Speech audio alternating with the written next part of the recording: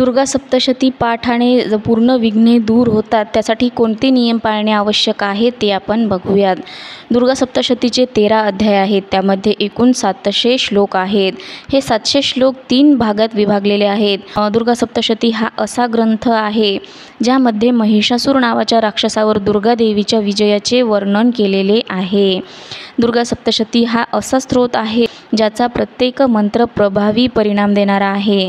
सप्तशतीचा पाठ हा कल्याणकारी कवचासारखाच आहे. नवरात्रीच्या या शुभ दिवसांमध्ये दुर्गा सप्तशतीचे पठण अत्यंत फलदायी, हितकारक आणि शुभ असते असे ज्योतिषी सांगतात. आज आपण दुर्गा सप्तशतीचे महत्त्व आणि फायदे सविस्तरपणे जाणून घेऊयात. दुर्गा सप्तशतीमध्ये देवीच्या उपासनेसाठी सर्व मंत्र, स्तोत्र आणि साधना पद्धती सांगितलेल्या आहेत. परंतु सर्वात मान्यताप्राप्त आणि अचूक स्तोत्र म्हणजे दुर्गा सप्तशती. मार्कंडेय ऋषींनी त्याची रचना केली होती. यातील प्रत्येक श्लोक हा एक महान मंत्र आहे. नियम जाणून घेतल्याशिवाय दुर्गा सप्तशती वाचू नये असे सांगितले जाते. दुर्गा सप्तशतीचे 13 अध्याय आहेत. त्यामध्ये एकूण 700 श्लोक आहेत.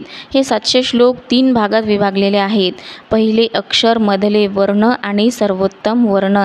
दुर्गा सप्तशती पाठाच्या श्लोकांचा नक्कीच परिणाम होतो. वास्तविक सप्तशतीमध्ये शक्ती प्राप्त करण्याचे आणि वापरण्याचे एक अद्भुत शास्त्र आहे. दुर्गा सप्तशतीचे पठण केल्याने सर्व प्रकारची सिद्धी प्राप्त होते असे म्हटले जाते. प्रथम आपल्या इच्छेनुसार मंत्र निवडा. नवरात्रीमध्ये मंत्र जप सुरू करा. दररोज किमान 3 वेळा मंत्राचा जप करावा आणि 9 दिवस मंत्राचा सतत जप करावा. सप्तशतीच्या पाठापूर्वी उत्कीलन मंत्राचा जप करावा. तुम्हाला हवे असल्यास तुम्ही उत्कीलन मंत्रानंतर कवच, अर्गल आणि कीलक पाठ करू शकता. सप्तशतीचे पूर्ण फळ मिळवण्यासाठी लाल वस्त्र परिधान करून पठण करावे. उपवास ठेवलात तर अजून बरे होईल. लाल चंदन किंवा रुद्राक्षाच्या माळाने मंत्राचा जप करावा. सप्तशतीचा पाठ कधीही करू शकता, परंतु नवरात्रीच्या वेळी ते पाठ करणे खूप चांगले आणि फलदायी आहे.